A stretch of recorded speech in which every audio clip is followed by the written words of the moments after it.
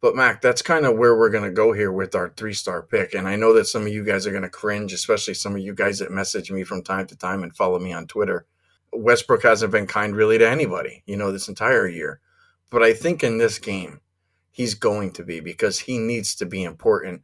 And I think Russell Westbrook now realizes how important he is to this Clippers team. He's not coming off the bench. Paul George is not coming back. So Russell Westbrook needs to go out there and he needs to play exactly the same way as he did in the last game. And I think asking Russ to not shoot the ball and just go out there and be a rebounder, and assister, and a menace on defense and steal and block, that you start screwing with this guy again. Like, he needs to be either the first option or the second option on a team in order for Westbrook to be Westbrook. And his points prop right now, Mac, is at 16.5. If I can get 19 shots out of a guy who's going to play 36 minutes and the second most important player on a team, then it just makes a world of sense to me to actually go ahead and pull the trigger here on Westbrook points over. Just give me the 19 shots, and I know I'm not making a bad bet. Couldn't agree more. You hit on a lot of points that I think are dead on accurate. I think this is a good way to sum it up. His points prop was 17.5 entering game one. It was proven, the way the Suns were defending Kawhi and the rest of the Clippers, that he was going to get his opportunities to the tune of 19 shots. And then in game two, they set it at 16.5. They drop it a point. I think arguably they should have raised it a point and made it 18.5 because people are going to make and people are going to miss. Russell Westbrook was affirmed in his playing style, not only by the win, but if you listen to Ty Lue afterwards or Westbrook himself talking about his game, let Russ be Russ. Let him be that engine that gives you that block and that throws off Devin Booker's leg at the end of the game to clinch it for you. That, just causes havoc. That works when he doesn't have to think about it. He doesn't have to consider, am I stepping on anybody's toes here? He's not, because there's not that many people's toes that really need to be avoided. Give Kawhi 25 shots a game. The rest of the Clippers offense is, going to do what it's going to do. So I think he was affirmed by that. And I think the Suns defense was affirmed by giving him those shots because they don't have an answer for Kawhi yet. They haven't figured that out. He's shooting 58% from the floor. They have an answer for Westbrook, which is make or miss. Go ahead. What are we going to do? So he's going to get his shot opportunities.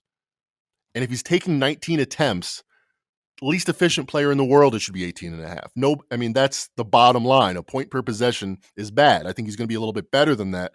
But at least 18.5 at a bare minimum is what this number should be. They set it at 16.5. I think it's a knee-jerk reaction. Oh, he only scored 9 points. Lower his prop total. That's not how it works. I don't think that's how the dynamics are going to play out. You brought this one to the table, and I like it a lot. Russell Westbrook over 16.5 points. Mac, I think one of the mistakes here that the books are making, and this is something that I think that everybody needs to listen to and strongly consider, is that the regular season and the playoffs are different seasons, and we know that. But we know that the rotations get shorted up. Like we were just talking a little while ago about, Derek White. Like, what do we do with him being the fourth scorer? But they're not taking Tatum off the floor. They're not taking Brown off the floor. Like, those guys are always going to get their shot attempts. And right now, for this Clippers team, they're not taking Kawhi off the floor, and they're not taking Westbrook off the floor.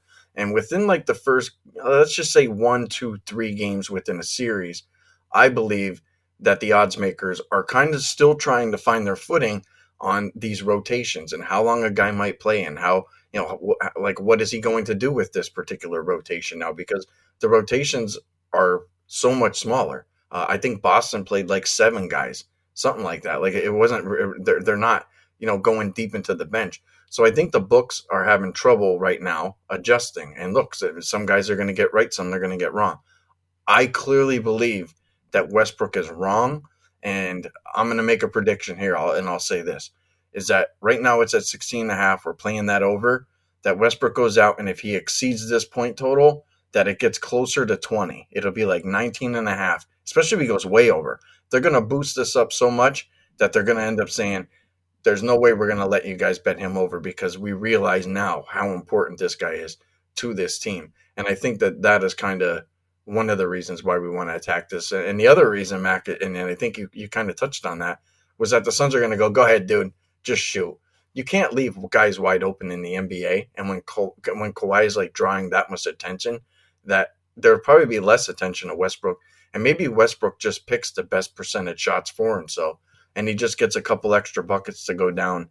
And I wouldn't be surprised if he ends up, being quite hot for this game. So I like it. And look, I'll tell you, when I give out Westbrook props, and I haven't given out many, I usually get slaughtered for it, Mac. So I need your help backing me up on Twitter with this one if it goes down.